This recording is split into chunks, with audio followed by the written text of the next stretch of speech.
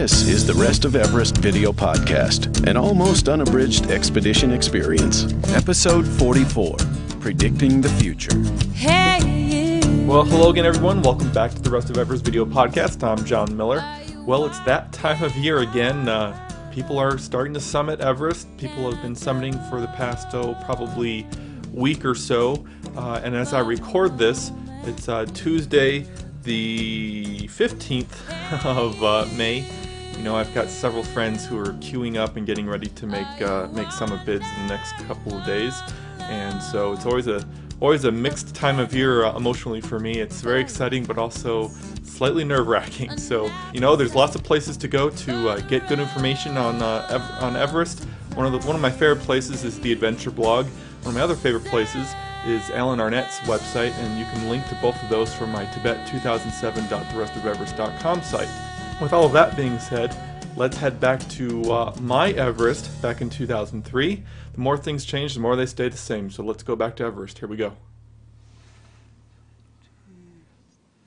Okay, so we are currently in the St. Petersburg camp. And you have this is a good representation of what's been taking place over the last few days at Everest this year. People are checking the weather. People trying to figure out when to go. When's the best time to go? Checking weather reports. It's actually funny, in that previous little bit of shot of my computer screen there, you can see an email from my wife, and the subject is like, "Hi honey bear" or "Hi baby cakes." something silly like that. Always was making everyone sick with the affection coming from my wife.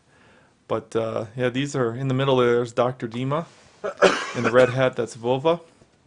And the fellow sitting on the other side of Dima is I forget his name right now. I'm so sorry, but he's one of the friends with Julian in the yellow there, and Rupert and Stuart. In the black there is my friend Tom.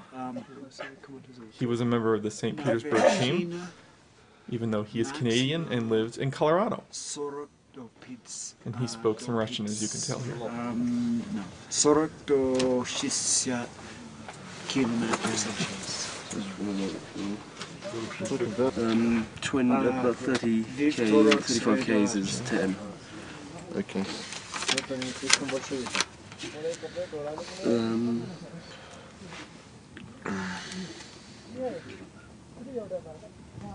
So this might seem fairly tedious to watch, but this is actually some of the most important stuff.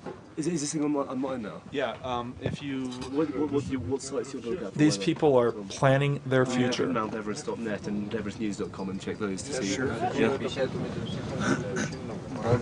So go to see the windows that are open behind my mail program. Yeah. Click on any one of those. Yeah. And then go to File, New Window. Not everyone was a Mac user at Everest.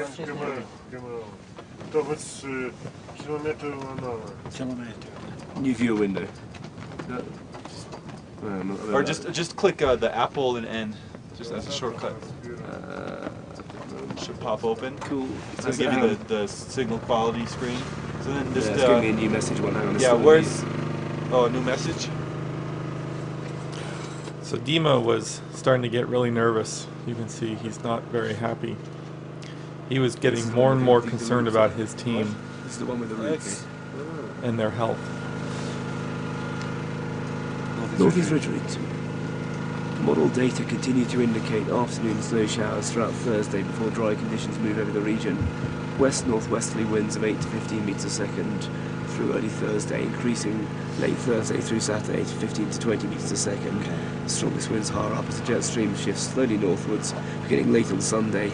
Winds will significantly diminish beginning Sunday, with minimal wind conditions from Monday well into the following week. Above Camp 1, dry air will remain over the higher camps of the summit through the period. Winds are forecast to increase to 18 to 30 metres a second, with higher gusts from Camp 1 to the summit Thursday through much of Sunday. Winds are still expected to diminish beginning next Monday, with favourable conditions well into next week. Safe climbing. Thank you, Aaron. That's good. And then here we are. Then we have wind forecasts down here through the 14th as yesterday. So, the 7585 and 96, yeah.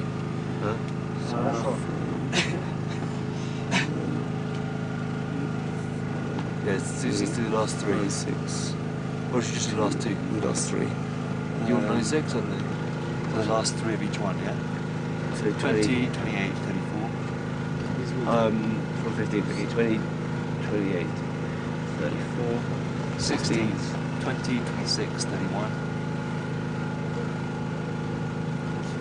16 in the afternoon. 2, 29. 19, 25, 31. This is pretty heavy stuff. I mean, these guys are really, you can see kind of the strain on their faces because they want to make sure they get a good window, because the last thing you want to do is head for the summit on a nice day and then get actually hammered by a storm up high. And since you can't really forecast the weather well from Everest because you can't see anything, you can't see storms coming and whatnot, you really kind of have to depend at this, you know, at this time, these days, you really depend on weather forecasts. So, but while you're waiting, you know, the best thing to do is spend time with friends. These two fellows on the left of the screen there, those are Russians from the Moscow team. On the right there are people from the St. Petersburg team. Everyone's coughing. A coughing convention, I like to say.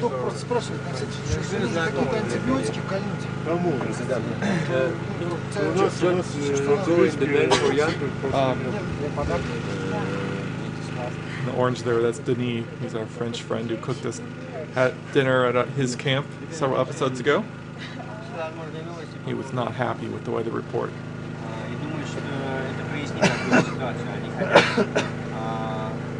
Do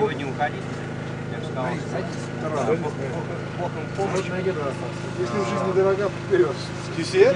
Yes, Yeah. all time the same. Yeah, you saw it. I think so. They not change. That's all time 16 kilometers on the summit between the 21 to 29. No good. Kathmandu. Manual testing for oxygen to between the North Col and A3 and coming back. So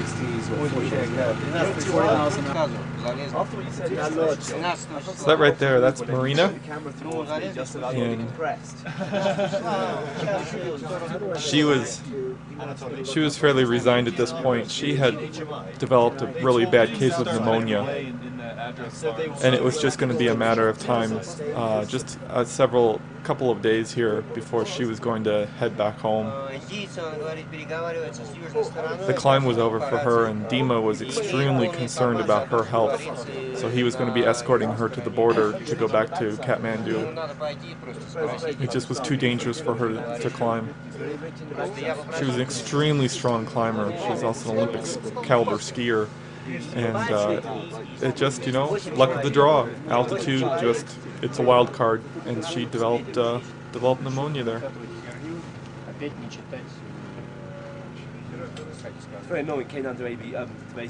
That's Anatoly in the red there, the St. Petersburg team leader. He's also a Russian mountaineering hero.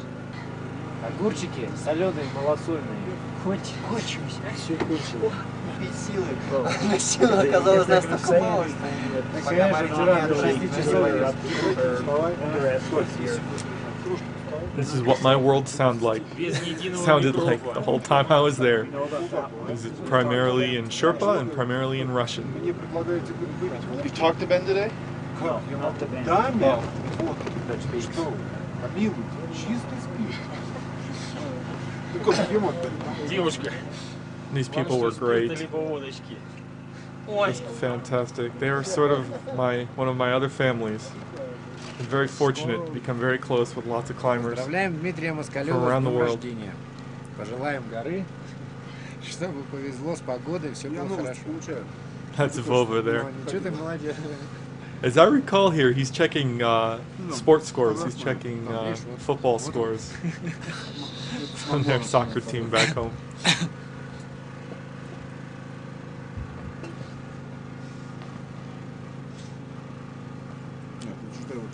I love that shot.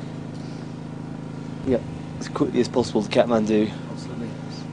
One day. All the way down. Run. Yes. Go there and have a good massage done. Oh yeah, superb. Will you be staying for a couple of days in Kathmandu or move straight through? Yeah, we'll be staying a day or so. Yeah. I was talking to my wife yesterday evening. She says, yeah, it's high time now you come back. I said, okay.